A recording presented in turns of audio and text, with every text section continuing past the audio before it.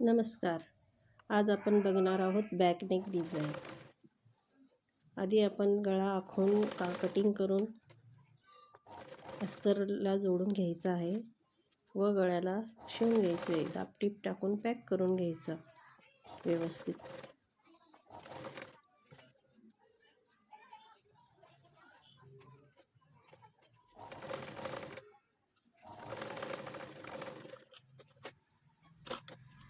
सगळं अस्तर व्यवस्थित कपड्याला पॅक करून घ्यायचं, म्हणजे घड्या वगैरे कुठं पडणार नाही.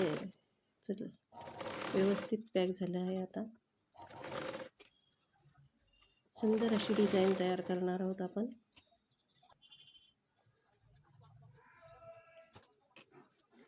आता आपल्याला टक्स देऊन घ्यायचे.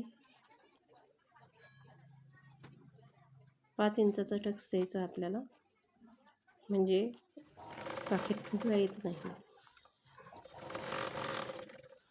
5 इंचाचे टोनिक पुढे टक्स देऊन झाले आहे.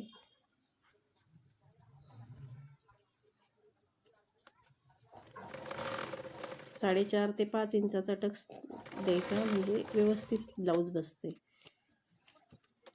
आता आपल्याला पट्टी लावून घ्यायची आहे कमरेला, म्हणजे ब्लाऊज आपले उचलत नाही मागून.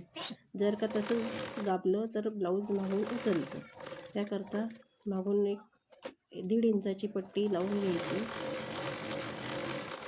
व्यवस्थित दाबटीप टाकून पॅक करायचं व तुरपाईसाठी 5 नंबरची टिपनी पॅक करायचं. नंतर तुरपाई करून घ्यायची.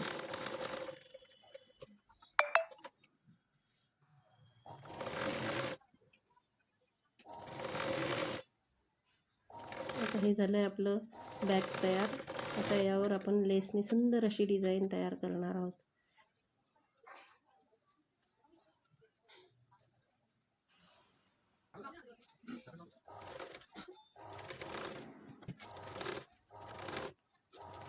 गळ्याला लेस लावून घ्यायची व्यवस्थित. दाखवल्याप्रमाणे व्यवस्थित लेस लावून घ्या.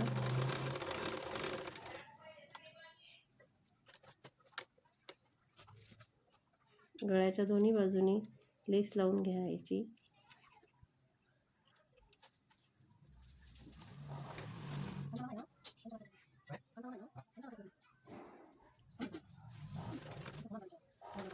आवडत असेल तर लाईक करा, शेअर करा आणि सबस्क्राईब पण करा. व्हिडिओला जास्तीत जास्त शेअर करा.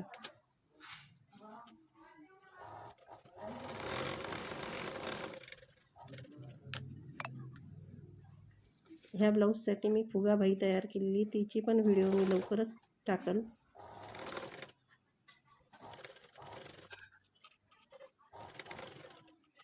आता व्यवस्थित अशी डिझाईन आखून घेतली आहे, त्याच्यावर लेस लावून घ्यायची.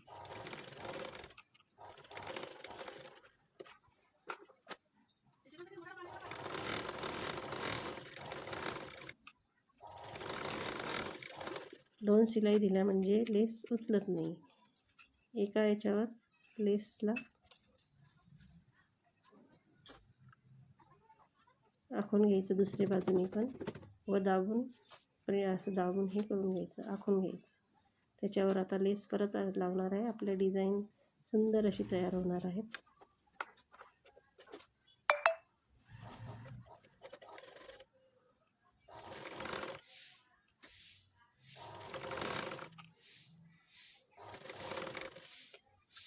बघा किती सुंदर दिसतोय गळा.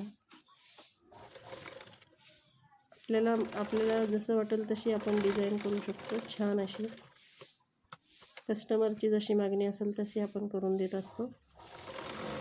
परत दाबटीप टाकून घ्यायची डबल, म्हणजे लेस निघत नाही व उठून येते व्यवस्थित. बघू शकता किती सुंदर डिझाईन झाली आहे.